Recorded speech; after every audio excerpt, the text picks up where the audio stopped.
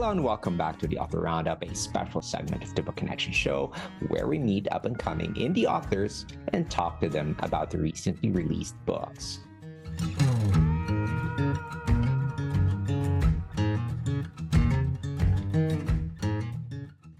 Welcome back. Again, this is Ray Walters. Today on the Author Roundup, we're headed to East Tennessee, where one family's kitchen table becomes the fault line of a nation. In the Scott Boys, The Saga of the Scott Family in East Tennessee, a Civil War novel inspired by actual events, we follow six brothers as some slip into Kentucky to wear Union blue while others ride for the Southern cause. And the folks left at home face bushwhackers, hunger, and the long shadow of conscience. The story is grounded in the family's Covenanter fate, shaped by Native American perspectives and rooted in real places and battles, an intimate look at how ordinary people carried extraordinary burdens. Our guest turned newly uncovered family history into a clear-eyed human tale that reads like memory shared by firelight. Please welcome to the show S. Scott Anderson. Hi, Scott. Welcome to the show. Hi, Ray. How are you? Doing good. How's life right now that your book is out and that you have written your first novel? I'm just waiting on Spielberg to send the jet, but other than that, it's fine. It's a learning experience with your first book publishing, but it's starting to show up on a lot of shelves, and I'm getting some really solid reviews. All right. But Scott, this writing is not something new to you, right? You were in when you were still working, when you were still running your business, you were writing, correct? I have been a writer all my life. I've journaled, I've written memoirs, I've written automotive history articles and specific articles about car. And then, of course, in business, I wrote virtually all the time. I mean, who would have thought when I was in high school and took typing class that the computer would be the main element of business communication? Right. These days, everything happens on the computer. Scott, I'm very much excited to talk about your book.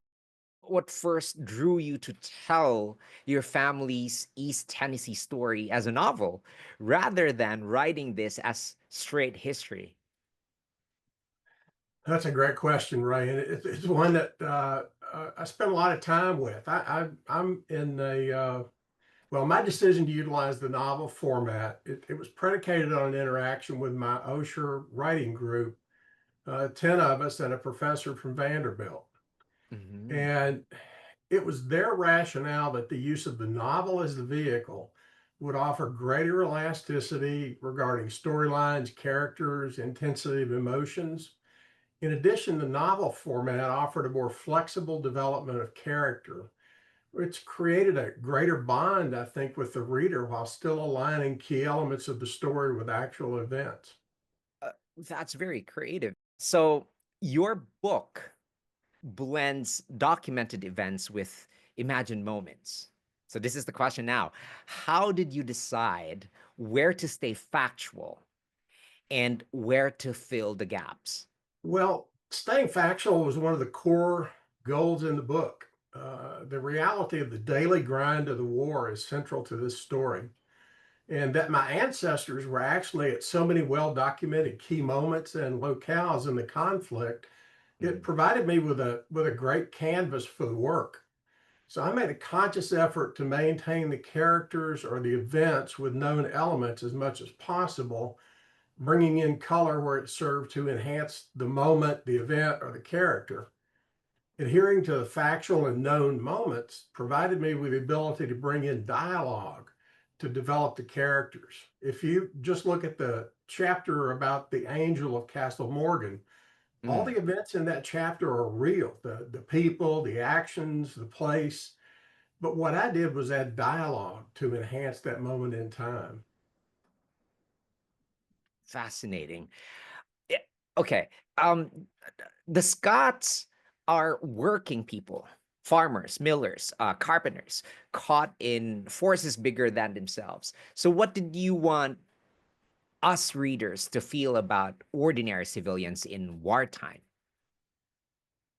Yeah, that's to me one of the key elements of this book. And my hope is that the readers feel the fear, the uncertainty, and the doubts that surrounded these simple humans whose lives were suddenly and completely altered in unimaginable ways. You really have to understand that these characters were not well educated, they weren't Mm, well traveled. Their mm, pre-war world was essentially self-contained. It was confined to a radius of just a few miles, and their interactions were with local people. So to be forced from that position of relative safety and suddenly thrust into the broader scope of this national horror had a significant impact on their faith and on their lives. These ordinary men and women were tenacious when they needed to be. They were reflective as necessary, and they mm. were resilient beyond our imagination. Um, Scott, this family that you've described in your book, a single family, actually divides between blue and gray. So how did you approach portraying both sides fairly while keeping the moral stakes clear? Yeah. Well, to me, it was pretty clear, right, when I was doing my research that both sides of the family brought a perspective that began with respect. Hmm. And that started with the parents, and it was reinforced by the economic reality of the protagonist. And while seemingly poor, each of the brothers and friends were blessed with genuine respect for their fellow man. We also have to understand that they were ultimately presented with the extreme dichotomy of killing another human being Right. just to stay alive. So foundationally, there was a common respect, but it was broached in the extreme with that individual's survival instinct. But knowing that the war was coming didn't really negatively affect or impact the brothers' relationships Mm, until the bullets started flying. Uh, Prior to that, they were aligned by friendship, religion, allegiance. And even during the war, there was no disrespect or hatred within the family, regardless of the choice of sides in the conflict. Now, when the bullets started firing, again, the desire to yeah. survive took over their perspective. Now, oddly, when a battle would end in the Civil Mm, War or a ceasefire would occur, there was no hatred for the other side, only the reality that you had ventured into that elephant and survived, knowing that you'd be there again and mm, driven to survive again, fighting for your life or the life of the man next to you. This was American against American. None of right. them really truly wanted this horrible war. Yet they grasped that to survive, you had to become somewhat fearless as you entered the Mm. fray. Sam Watkins said at the Battle of Franklin, he said, I had made up my mind to die. It felt glorious. So between battles, there was actually trading between the two sides. There was jeering, there was banter, there was even sharing of laughter. And that was really all possible due to the respect of the other people as humans. Okay, so that explains. That's a very good exploration of empathy, nuance, and ethics. Um, Faith and culture, or cultural inheritance, quietly shape choices in the novel that you've written. Now, what role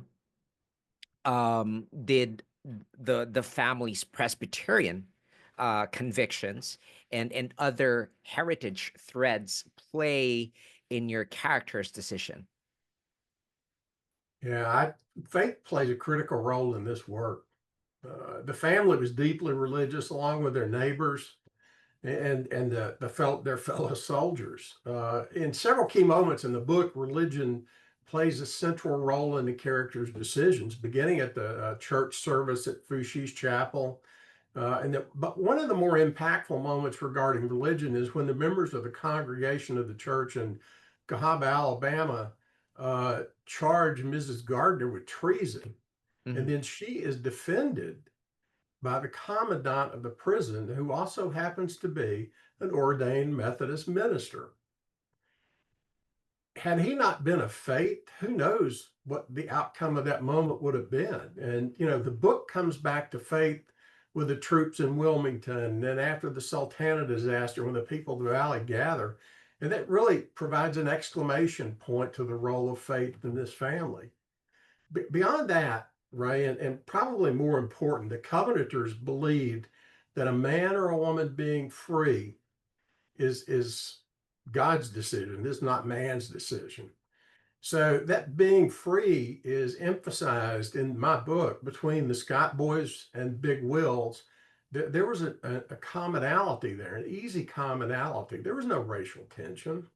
Mm. And the Covenanter faith is also essential in the Fushi family decision to free Big Wills, Rose, their children, and the other slave family in their ownership. So yeah, religion was it's big with all of these people. Right. That's very fascinating.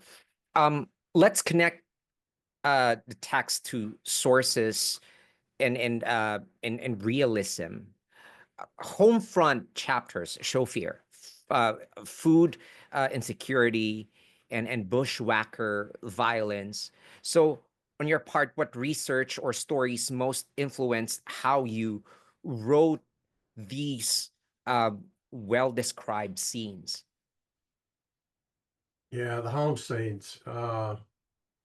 East Tennessee was a divided part of a Right. divided state of a divided nation. I mean, it probably was the most divided Divided. place in the United States during the Civil War. But the home scenes really begin with the brothers. For me, the research began with the brothers' pension records, which provided a window into the family at home during the war. And Mm, from there, I drew on, there was a gentleman named Oliver Temple who wrote a book called East Tennessee and the Civil War. It mm, offered additional elements of realism and firsthand examples. But of extreme value to me was the information contained in the East Tennessee Historic Society's McClung collection. It is just reams and reams of material from across East Tennessee and the history of the time. And it allows the reader through journals, business records, family stories, and letters mm. to, to view what life was like back in that time. I spent a lot of hours in that building doing my research. And then there are obviously stories from my family and other families that we know that help shape the perspective for the home front. Okay. Speaking of battles, you depicted battles, captures, and prison life um in in your book. I would have to say it's a well done depiction of these scenarios. But how did you avoid, glamorizing combat while also keeping the narrative gripping? Uh, in my lifetime, I've made a lot of visits to Civil War museums, the U.S. Infantry Museum in Columbus, Georgia. I've been from Andersonville to Vicksburg, and I've attended a number of Civil War reenactments, and I've interviewed men who participated in those events, and Mm, I also read a lot, and I've always read a lot across a wide spectrum. And regarding the Civil War reading, I really went deeply into Shelby Foote's three-volume set of the Civil War and also his oh, novel, okay. Shiloh, which was a really well done story of that time. Jeff Shara and his father are also two other writers who, influenced my understanding of what their perspective of combat was. Mm, But the book, which has always fascinated me, is called Company H, mhm. Aycth. It's Company H, but it's written by a guy named Sam Watkins, not too much beyond the war. And he lived the hell of that war in a Confederate uniform. And Sam wrote in the vernacular, just a mesmerizing prose of the time. But Wow. in all of those works, the guttural nature of war is on display. It permeates the soldiers and the environment. These were common men called to do uncommon things in strange surroundings. In those moments, they were relying on their common sense, the valor of those around them, and at times the generosity of the other side for survival. There was nothing glamorous in the daily grind of this war. So, what I attempted to do was provide a window into this pivotal moment in our history and bring the reader into that perspective with sincerity and respect. I would have to say it was well done. You know, the battles, the captures, the prison life that you described, it was really well done. Um, because this work of yours is based on real events, obviously, the many settings are real places readers can still visit today. So, how did walking the ground or studying it change specific scenes on the pages?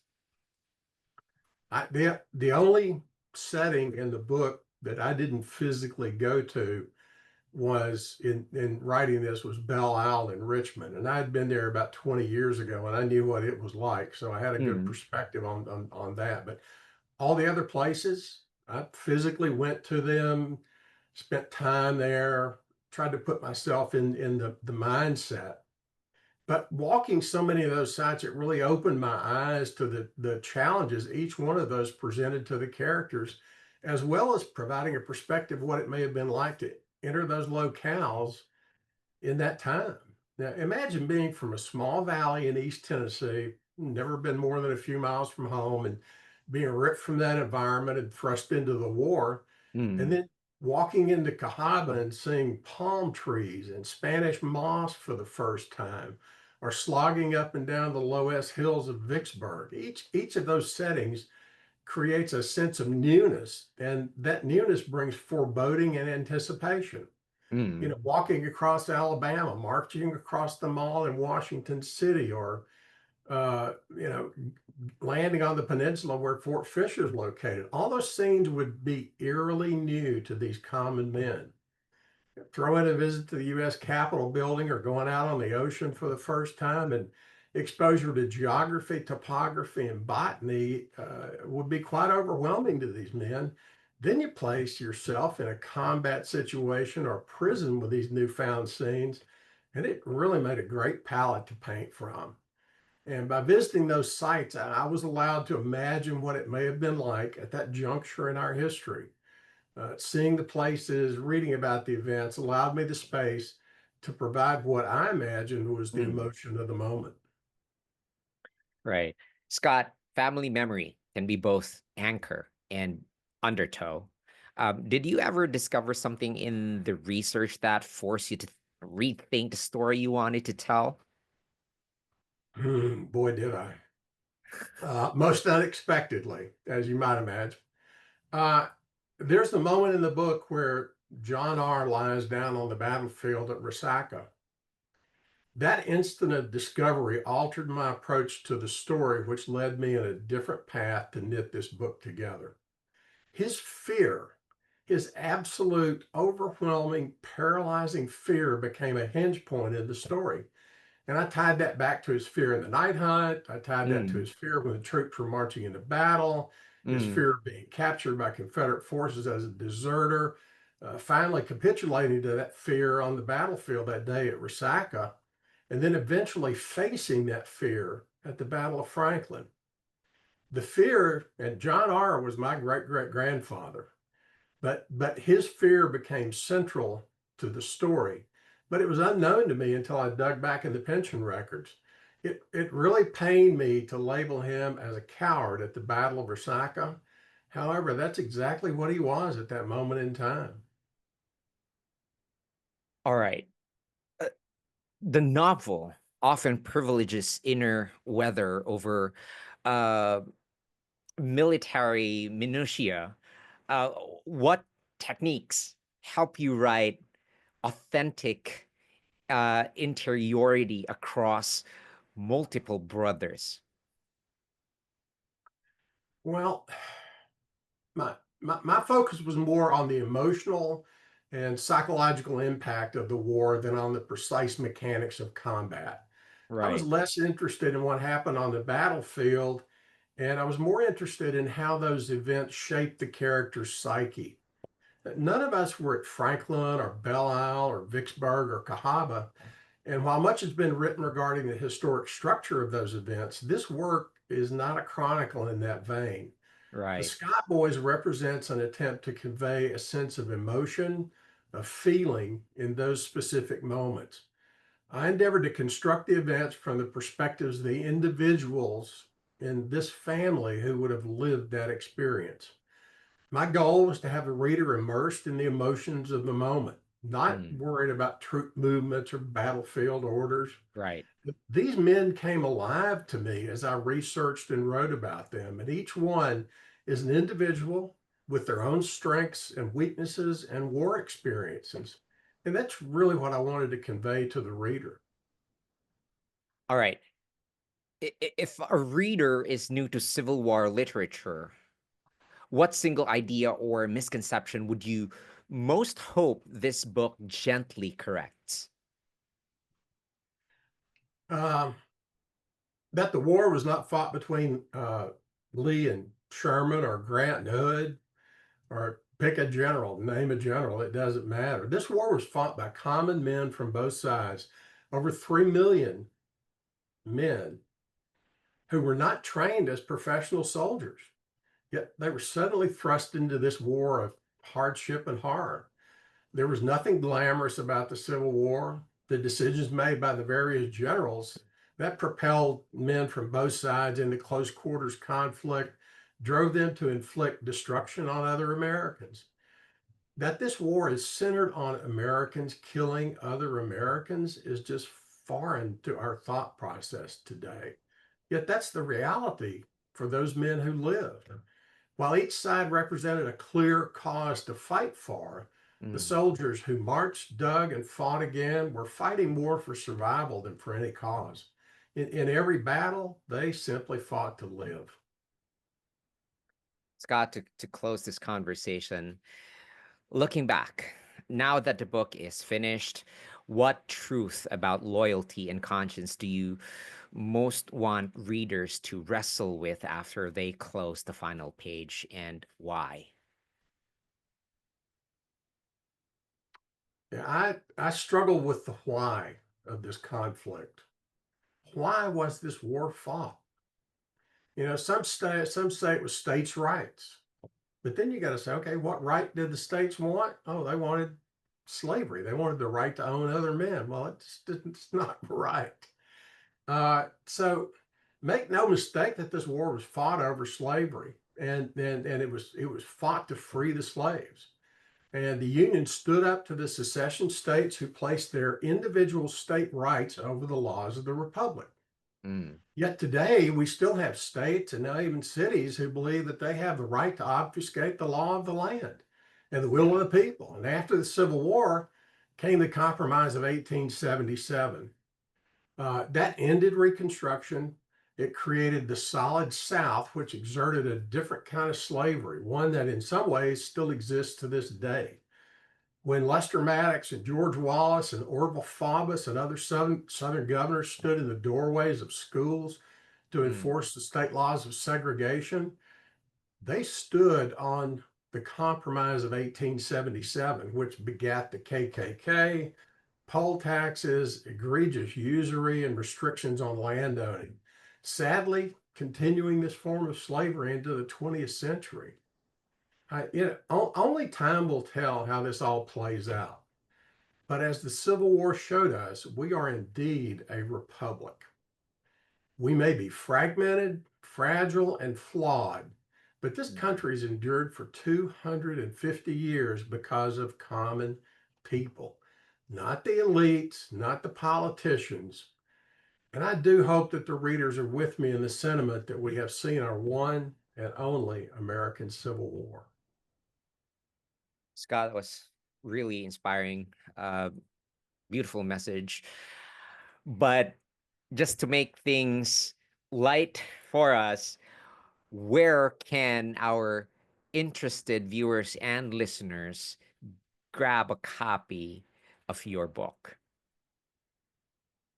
Well, I'm on Amazon, iUniverse, Barnes and Noble. If you visit the Franklin, Tennessee area and you go to Carter House or Carnton Plantation or Ripa Villa, they have copies in their gift shops. I'm in multiple bookstores across the state of East Tennessee. Uh, and my website is www.scottanderson.com. You can go there and order a book. So I hope people buy the book, Ray. I hope they read it and I hope they enjoy it. Scott, thank you so much for your time. It was a pleasure talking to you today. Thank you, Ray. I appreciate the opportunity. I also want to give a big shout out to our awesome viewers and listeners for joining us for this interview. Stay tuned for more inspiring conversations on the Author Roundup. I'm Ray Walters. Join me next time as we explore the world of supported self publishing, one indie author at a time.